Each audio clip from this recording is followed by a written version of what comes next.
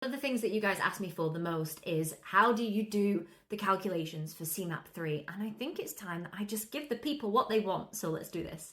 Now, before I boggle your brain with a little bit of maths, what I am going to say is if maths isn't your strong point, you are not going to get more than 4 or 5 calculation questions in your whole CeMAP 3 exam.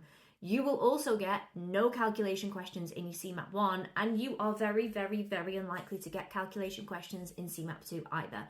So if you are not at CeMAP 3 yet, get 1 and 2 over the line first, then come back and watch these videos. This is also going to make up a series of videos of how to do all of the CeMAP 3 calculation questions. So if you're not already subscribed, make sure you hit follow.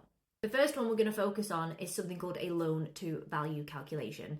And actually you'll have heard of loan to value if you've done CeMAP 1 or CeMAP 2. And what we first need to understand is that LTV, or loan to value, just means the loan to the value of your property as a percentage. So for example, if you buy a house and you put a 10% deposit down, your loan to the value of your property is 90% because you've already paid off 10%.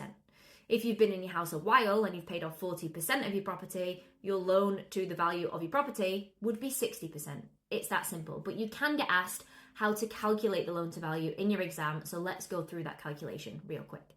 The reason that this one is nice and easy is because the calculation is always the same regardless of what numbers you are given. So the calculation is always going to be the outstanding balance of the property divided by the property value times by 100. So let's put that into practice. So for example, if you want to buy a property that's £270,000 and you have a £50,000 deposit to put down, that means that you've effectively paid off a chunk of the house. So actually the mortgage amount that you are going to get will be £220,000.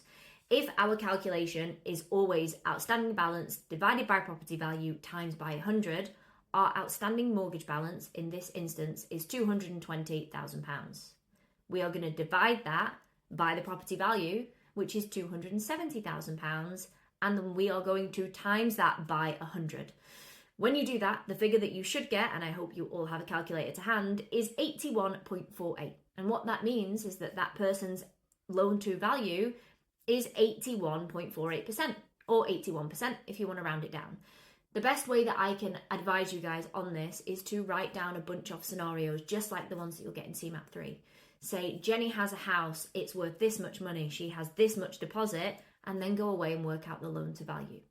As I said, make sure you save this post and go to futureinfinance.co.uk for loads more help with your CeMAP studies.